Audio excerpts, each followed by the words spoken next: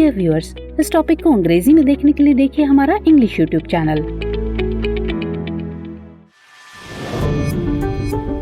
Hello everyone, दृष्टि AI के to the point programme में आपका स्वागत है। आज का हमारा टॉपिक है ग्लोबल मिनिमम टैक्स। आइए जानते हैं कि ये चर्चा में क्यों है। दरअसल हाल ही में यूरोपीय संघ के सदस्य बड़े व्यवसायों पर 15% का न्यूनतम कर या मिनिमम टैक्स लागू करने पर सहमत हुए हैं।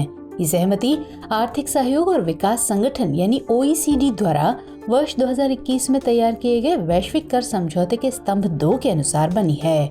वर्ष 2021 में भारत सहित 136 देशों ने अपने अधिकार क्षेत्रों में कर अधिकारों को पुनर्वितरित करने और बड़े बहुराष्ट्रीय निगमों पर 15% की न्यूनतम कर दर लागू करने की योजना पर सहमति जताई थी। आइए अब जानते हैं कि वैश्विक न्यूनतम कर क्या है। ये कर दुनिया भर में परिभाषित कॉर्पोरेट आय आधार पर एक मानक न्यूनतम कर दर लागू करता है। OECD ने बड़े बहुराष्ट्रीय निगमों के विदेशी मुनाफे पर 15% कॉर्पोरेट न्यूनतम कर का प्रस्ताव किया है। ये कर देशों को 150 बिलियन अमेरिकी डॉलर का नया वार्षिक कर राजस्व प्रदान करेगा। इस कर का उद्देश्य कम कर दरों के माध्यम से राष्ट्रों को कर प्रतिस्पर्धा से हतोत्साहित करना है, क्योंकि इसकी वजह से कॉर्पोरेट लाभ में बदलाव और कर आधार का क्षरण होता है। आइए बात करते हैं योजना के प्रमुख बिंदुओं की।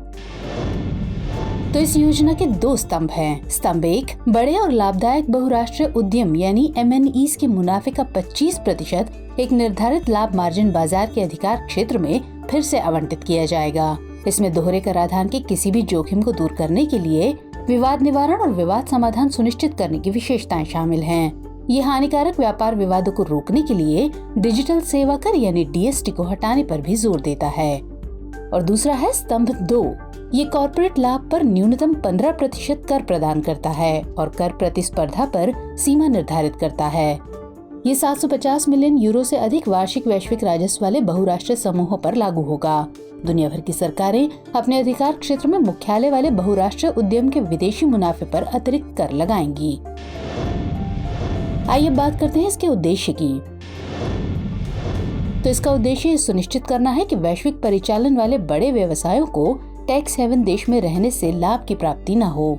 न्यूनतम कर और अन्य प्रावधानों का उद्देश्य विदेशी निवेश को आकर्षित करने के लिए सरकारों के बीच दशकों से चली आ रही कर प्रतिस्पर्धा को समाप्त करना है।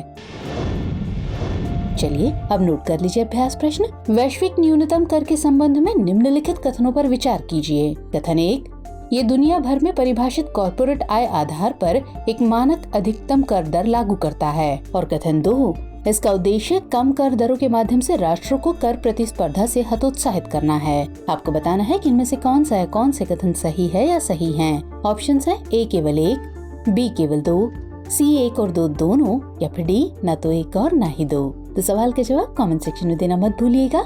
मुलाकात होगी अगले एपिसोड में किसी और इम्पोर्टेंट टॉपिक के साथ। तब तक के लिए जय हिंद।